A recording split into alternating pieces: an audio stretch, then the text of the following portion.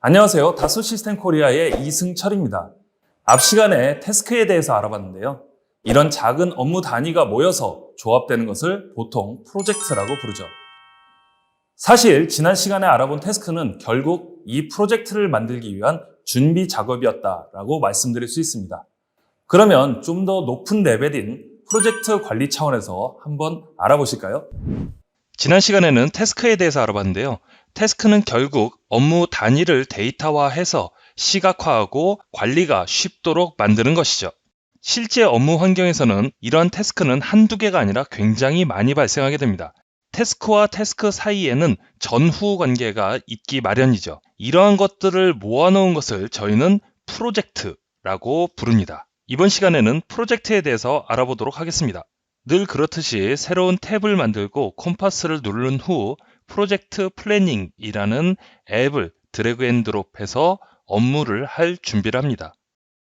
일단 무작정 새 프로젝트를 생성해 보겠습니다. 적당한 제목을 입력하고 설명을 붙인 다음에 이왕이면 아이콘도 이렇게 넣어주면 좋겠죠. 네, 새로운 프로젝트가 만들어졌습니다. 마치 지난 시간에 봤던 콜라보레이티브 태스크와 굉장히 유사한데요.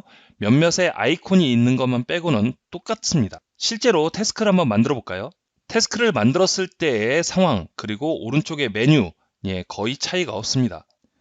프로젝트에는 프로젝트 고유의 제목이 있고요. 여러 가지 태스크가 있는데 업무 현황에는 그런 것이 없죠. 프로젝트에는 이 프로젝트에 해당되는 태스크들만 모여 있습니다. 예약 탭을 눌러볼까요? 그 태스크들이 모두 나열되어 있고요. 오른쪽 화면에는 간트 차트라고 불리는 일정별로 이 태스크가 나와 있습니다. 오늘 날짜를 가운데를 기준으로 하고 스케일도 이렇게 조정할 수가 있습니다. 여러 태스크들이 나와 있는데 이것의 순서도 편안하게 바꿀 수가 있고요. 이 안에서 태스크를 추가할 수도 있죠.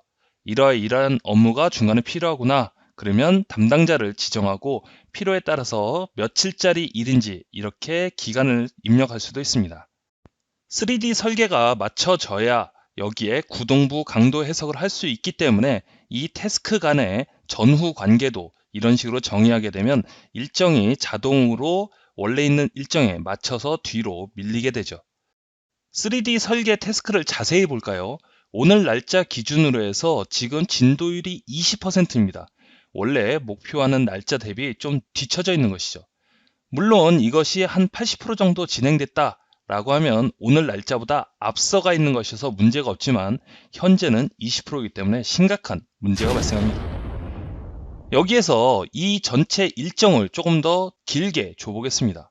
3D 설계 일정 자체는 뒤로 미뤄졌지만 그 뒤에 있는 태스크들이 마구 꼬였습니다. 왜냐하면 그 뒤에 있는 마일스톤의 날짜는 몇 월 며칠로 고정이 되어 있는데 이 안에서 일정이 안 들어가기 때문입니다. 그러니까 합리적인 수준으로 이 이상은 미룰 수 없다라는 것들이 이 간트 차트 안에서 시뮬레이션을 해볼 수가 있는 것입니다. 멤버로 들어가게 되면 여기 프로젝트에 관련된 멤버로 초청을 하게 됩니다. 그렇게 되면 프로젝트 안에서 전체 일정도 보이고 관리가 좀 더 편해지죠. 컨텐츠 탭으로 들어가게 되면 태스크 안에 있는 첨부 문서와 산출물을 한꺼번에 프로젝트 단위로 볼 수 있는데요. 지금은 3D 데이터 산출물을 이렇게 직접 3D 형식으로 보고 있는 것입니다. 나쁘지 않네요. 요약 탭으로 가볼까요? 이 프로젝트에 관련된 전체 내용이 한눈에 보기 쉽도록 정렬이 되어 있는데요.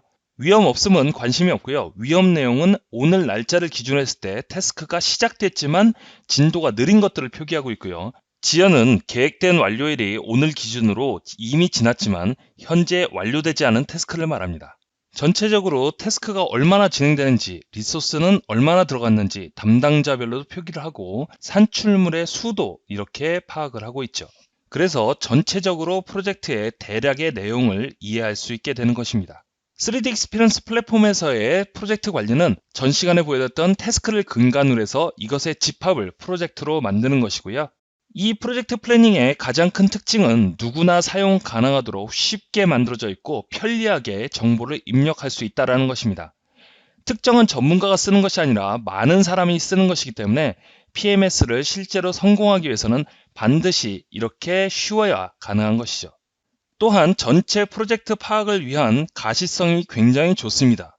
그리고 프로젝트를 기반으로 해서 여기에 다양한 태스크가 물리고 거기에 다시 산출물이 붙음으로 해서 프로젝트를 기반으로 모든 데이터가 다 하나로 합쳐지게 되는 것입니다.